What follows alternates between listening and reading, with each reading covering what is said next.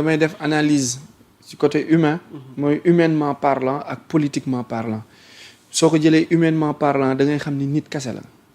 nit warul yéene moroomu nitam safaan.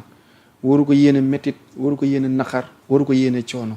yàlla chaque jour ñu tooñ ko te teewul mi ngi ñuy jox oxygène bu nu nooyi mi ngi ñuy may santé ñi ngi dund ñi ngi lekk ñi ngi naan te chaque jour ñu def lu nga xamante ni war na noo mën a faat te faatuñu.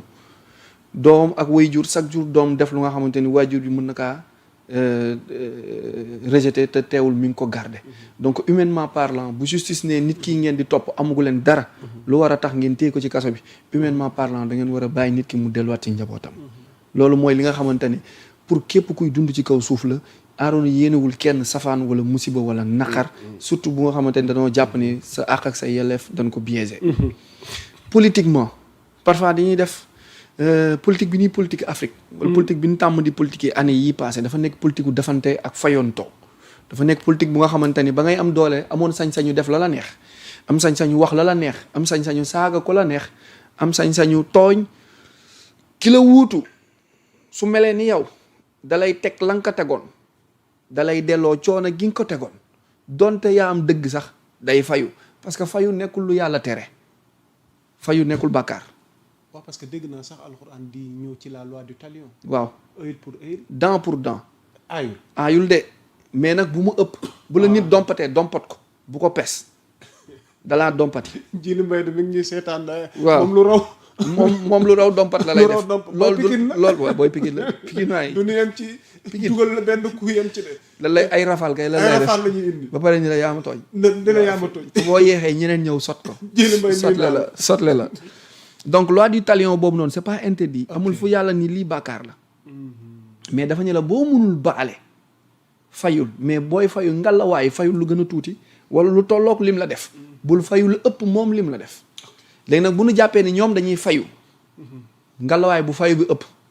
mais nag nan jàng leçon ci na mu nekkee woon ak doole jeeg sañ-sañ ba mu yoroon ba muy am doole loolu Farba Farba dafa war a jàngal ñu bare àdduna. ah bon kon Farba dafa am leçon àddina gi ñu ci oui waaye mën nañ jàng ci moom ci kaawam leçon àdduna. laquelle leçon.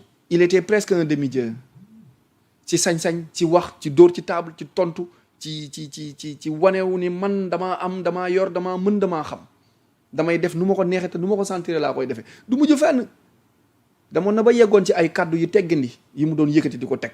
Farba ak sañ wax. waaw ak sañ wax bu doy waar. parfois yow mi nga daan seetaan sax sa xol da daan jeex naka la nit di toroxalee wala nit di waxee nii moroomu nitam mu nekkoon politique kase tey bal bi daw na ba tourné tey moom mu nekk ci position bu faible ñi mu ko doon def tey nekk ci position bu fort tey ginnaaw yàlla mi nga xamante ni ci nit lay jaar bu ko jaarul ci Diomaye ak Sonko du génn ci kaso bi te moom moo doon xeex Diomaye ak Sonko moo tax lu ñuy def lu ne nan ci sóor ëllëg ndax position bi mën naa wëlbatiku nga nekk état faiblesse te bu boobaa ka nga doon tooñ ngay yaakaar ndax fii mu nekk nii yaakaarul kenn ku dul Diomaye ak Sonko donc ñoo ko mën a génne te moom moo taxawoon doon defanteeg ñoom moo tax yooyu dafa jar a sóor ki fi nekk tey di saaga di jaay doole di bund xatal nit moytul de yàlla dalay delloo ba delloo la tarfatal ay ni moytul de mën na nekk fii ak 5 ans mën na nekk fii ak 10 ans mën na nekk fii yàlla mën na bàyyi ba nga am 65 ans 75 ans mu teg la coono àdduna bu nga xamante ni 25 ans yi dese sa àdduna yëpp da ngay souffrir te pourtant pendant 75 ans da nga doon noos waaye benn souffrance bu la ko yàlla tegee nga fàtte noos ga nga doon noos moo tax nanu mujjantaleeg bànneex te njëkkee coono. kon mujj bu rafet jar naa ñaan te mujj bu rafet pour nga am ko il faut rester digne te moytu tooñ ak hypocrisie surtout tooñ parce que yàlla nee na bàkkaar bi ma leen dul baal mooy seen digganteeg seen moroom waaye seen digganteeg seen boroom amul problème nu bàkkaar bi mën a toll su man ak yéen dama leen koy baal mais yow ak sa moroom man yàlla sama yoon nekku ci boobu lijjanti leen ko seen biir boo ko lijjantiwul ba dee sax ma teg balance bi. bu wàccee ma yóbbu la fi Arona dogguma la mais tàmbale ko ci man ak ndaw yi di nu seetaan ak jeunesse bi.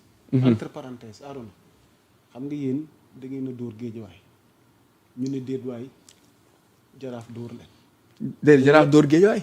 jaraaf dóor leen ñoom géejawaay. waaw. lenn ci supporters yi. la xew barki démb yëg nga ko. ci ndaw yooyu ci wàllu tooñ gi ngay wax. Arona sañ sa ba rafet dem supporter sa équipe même bu amee défaite nga nangu ndogal yàlla ci fair play.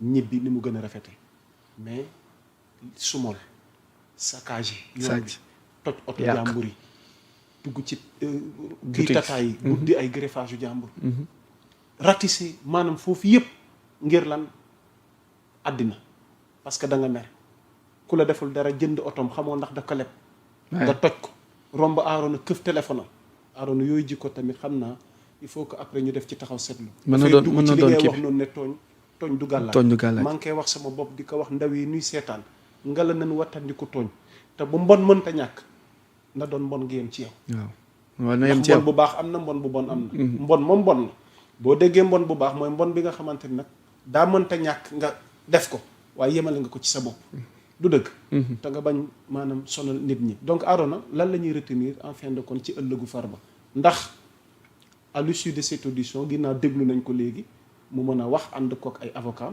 mën nañu rafet njort ci ëllëg clémence rek kon fi mu ne ni affaire bi amatul droit autorité yi ñoo amee seen cëggal maa la ko droit amatu fi clémence rek njéggal ak jéggalu rek a des ak yaru rek clémence rek a des ok parce que boo xoolee jurisprudence bi ni muy doxee nii nga xam ni mënoon na ñibbi mais clémence rek a fi des donc waaw nan xëy ñaan clémence boobu déet waay waaw donc fi des ok waaw yàlla na yàlla defal jàmm du nuyuwaat internet yi ñuy bàyyi xel mais Arona balaa ñuy jàll balaa ñuy dugg ci géopolitique bi dañ koy ubbee loo xam ne Sénégal la soxal CEDEAO commission bi fi mu ne nii 2026 pour man da nga ko fàtte sax da nga koy fàtte ba mu sëgg waaf mbokk yi ñu ngi tuub duñu xaw a soj CEDEAO revers diplomatique yi ñu amoon weer yëpp dafa mel ni am na fenêtre guy commencé ubbeeku sous l'ère Diomaye ouais CEDEAO am na cër gi ñu ci jox ouais à travers Diomaye diggante 2026 2030 présidence su commission bi lan la loolu di symboliser ci diplomatie sénégalaise dans la sous-région dans le même contexte au même moment CEDEAO critique yi syndicat de chefs d'État ci wàllu intérêt ouais ouais ñenn ñi sax nee nañ Diomaye léegi dugg na ci système bi parce que gis nañ ko léegi Ouattara di ko dalal léegi bokk na léegi commencé na xam nga jël hauteur comprendre yenn enjeux yi lan moo xew naka lañ dans les coulisses comment est-ce qu'on a fait pour récupérer poste bu stratégique boobu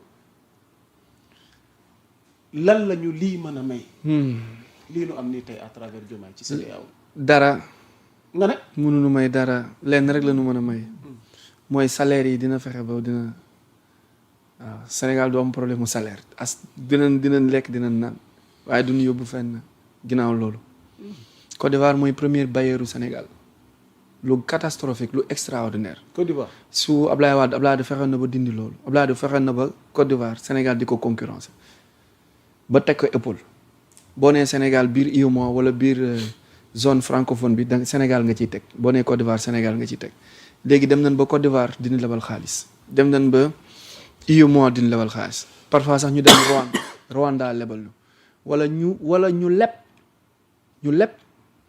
levée de fonds ñu def ci Sénégalais yi nekk ci biir dëkk bi. parce que gis nañ APE bi appel public à l'épargne bi li ci Côte d'Ivoire def. oui ci jàppale. xaalis boobu France la jógee. ah bon oui c'est malheureux. transité Côte d'Ivoire dugg fi. oui c'est malheureux. il peut parce que tuuti mais ale ma photo Diomaye beeg Alassane Ouattara bi. parce que ñu bëri gis nañ ci ñaari kilifa yi lan moo xew léegi diggante ñaar ñi.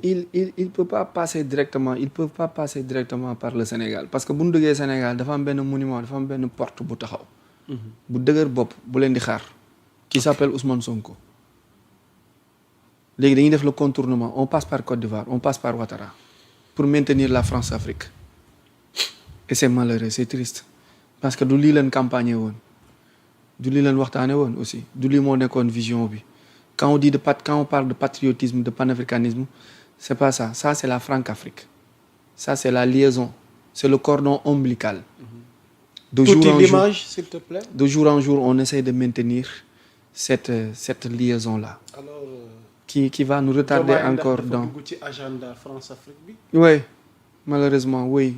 est-ce que lii da koy symboliser. oui ak CEDEAO bi aussi ak réunion Davos sommet Davos bi ak quand il parlait de vaccin à Paris sommet Davos bi 2 fois 3 fois les rencontres yi am ak Macron tout ça boo ko dajalee mënoon na bañ a nangu mais boo dajalee fee yooyu ba yegg si fii ak président su commission wu CEDEAO bi ça prouve nettement que la rupture n'est pas encore effective et on est encore là pour 5 ans pour voir ce que ça donne. non Arona attends c'est-à-dire nouveau régime gi dafa am lu ñu campagne ak lu ñu politiquer surtout ci wàllu souveraineté surtout ci wàllu patriotisme alors CEDEAO doonul woon sax ñoom lu bokk ci seen programme parce que ñun ñi ñëpp xamoon nañ seeni position vis-à-vis de la CEDEAO tey Diomaye am cër ci CEDEAO ba jamono yi sax daanoon na di plaider sax yenn réew yi ngir xool jàmm nu mu fay amee le cas du Sahel ak AES bi tey nga ne lii yëpp il n'y peut rien mascarade la quoi. il n'y peut rien la CEDEAO finalement Diomaye ci a-t-elle boppam sa raison d'être? Diomaye ci boppam n'y peut rien, absolument rien du tout. Parce que il sera comptable du bilan de 2029. Et il veut pas hériter wala il veut pas diriger un pays bu nga xamante ni day am instabilité économique. Déjà am na mi ngi commencé am benn instabilité socio-économique. te bu jugee ci socio-économique bi day dem ci socio-culturel. bu jugee ci socio-culturel bi day dem ci révolutionnaire day dem ci rue bi day dem ci mbedd bi day indi problème soulèvement. Maintenant pour éviter tout cela il faut nga jéem a gérer nit ñi nun lekkee nun naanee. ak nun amee lu def seen poche.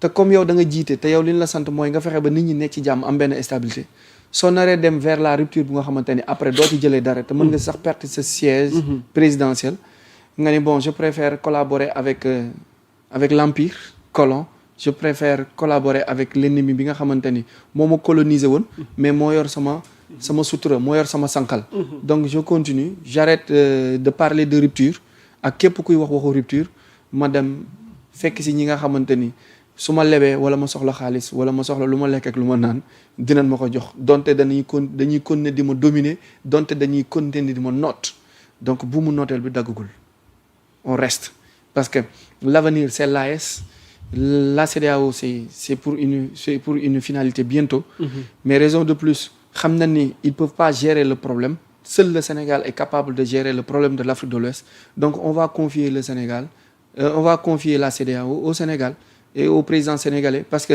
le Sénégal est politiquement diplomatiquement stable c'est un pays bu nga xamante ni en termes d'échange de relations en termes de motivation mais en termes d'influence le Sénégal est trop puissant donc ça va apaiser la situation parce que vu que les autres pays ne peuvent pas régler le problème et que nous sommes plus maliens que gambiens.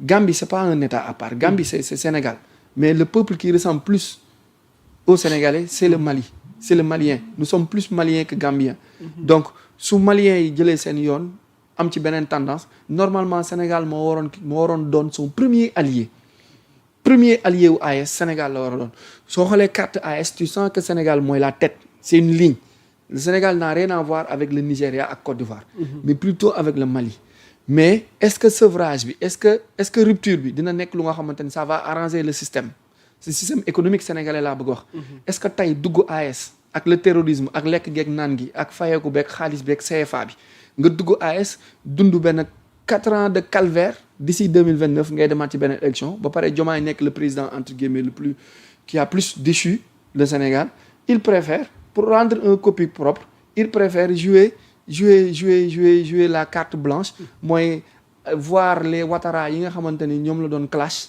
il y a 1 an 2 ans ci ginnaaw voir la France bi nga xamante ni ñoom lañ doon clash ba jële fi seen base yi après dem renouer waat joxaat leen corde bi ñu yeewaat buum bi ñu delluwaat ci pour mën a am lu lekk ak lu naan donc c'est une question de volonté mais c'est une question de principe aussi la rupture ne pourra se faire qu'avec la mobilisation totale de la population autour d'un idéal mais autour d'un homme fort mais démembrement mënoo dem dans la rupture démembrement boo demee dans la rupture on t'efface rupture